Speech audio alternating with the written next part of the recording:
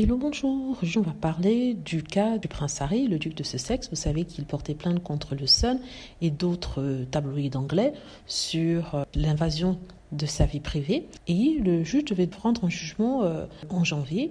Or, il se trouve qu'il vient d'annoncer que le jugement sera repoussé en janvier 2025. Au lieu de janvier 2024, ils ont repoussé ça à janvier 2025. Ce qui a surpris plusieurs personnes parce qu'on croyait qu'on allait avoir une réponse par rapport à ça et que les gens passeraient à autre chose. Parce que le prince Harry voulait absolument marquer un point et exposer ce qui se passait dans la presse. Qu'il gagne ou qu'il ne gagne pas n'était pas le plus important, sachant que oui, il aurait aimé gagner. Mais vous savez, la presse anglaise, comme le révèle d'ailleurs un reportage de Byline Investigates, est dans le même lit que les politiciens.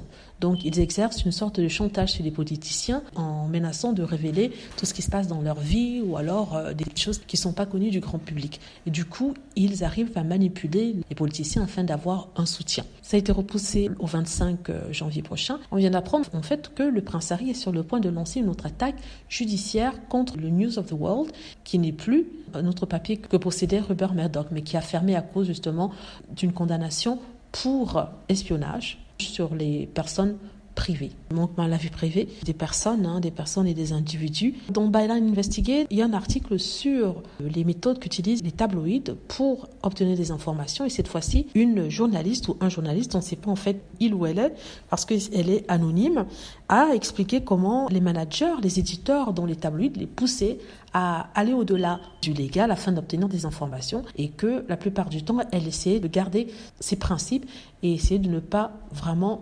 enfreindre la loi, mais que c'était très dur. Elle prend l'exemple du cas du prince Harry et elle explique que oui, à plusieurs reprises, ils ont utilisé des détectives pour avoir accès à des informations le concernant. Et c'est d'ailleurs ce que le prince Harry disait. Ça ne fait que confirmer ce que le prince Harry disait, tout ce qui a été écrit dans cet article-là. Premièrement, que les hommes politiques et le gouvernement aient de cahute avec les médias tabloïds anglais, n'est-ce pas? Médias tabloïds anglais qui ont des informations sur eux et qui peuvent les publier. Et que la famille royale, pareil, ne peut pas s'opposer à la presse non plus parce que, bien sûr, des informations sortiraient, et des informations qui sont assez négatives et qui ne les montreront pas sous un bon jour.